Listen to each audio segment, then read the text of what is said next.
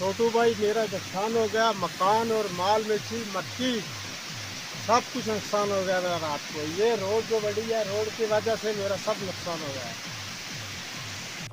आप हाथ से आके चेक कर सकते हैं हमारे मकान की क्या हालत हुई है, हमारी ज़मीनों की क्या हालत हुई है। इतना हमारा नुकसान है, इसका जिम्मेदार कौन बनेगा?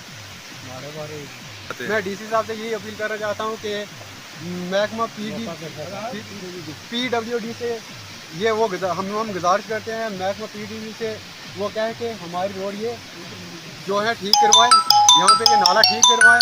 हमारे मकान गिर रहे हैं, हमारा माल मवेशी क्या खाएगा, हमारे घास खत्म है, हमारी मक्की खत्म है, हम किधर जाएंगे? हम गरीब लोग हैं।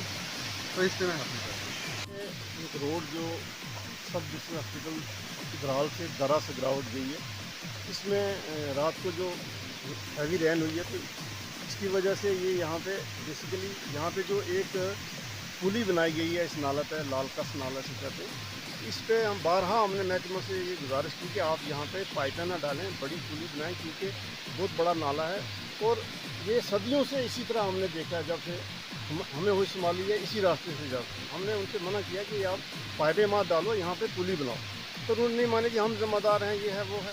अब एक बेसिकली इसके पीछे ये है कि जो PMGSY का रोड बन रही है ग्राल से छन्ना मंडी, वहाँ कॉन्ट्रैक्टर ने जितना मलबा आगे पीछे से सब नाले में, इसी नाले में डाला, वहाँ इसी नाले से ऊपर से वो रोड भी गुजरती है। और वो मलबा जब आज इस हैवी रेन की वजह से नीचे आया तो ये जो यहाँ पे पाइपें ब्लॉक हुई और पूरा मलबा जमा हो गया, जैसा आप देख रहे हैं, और लोगों की ज़मीनों में, फसलों में, घरों में पानी चला गया। और ये मैं तो कहूँगा कि ये PMGSY की जो ये यहाँ पे मलबा डाला है, ये महकमा की पूरी इसमें इन्वॉल्वमेंट है। चंद टकों की खातर उन्होंने ये तबाही करवाई। ठेकेदार तो पैसे कमाएगा, वो तो उसने तो डंपिंग साइट पे मटेरियल डालना था तो आसानी से यहाँ नाले में डाल दिया।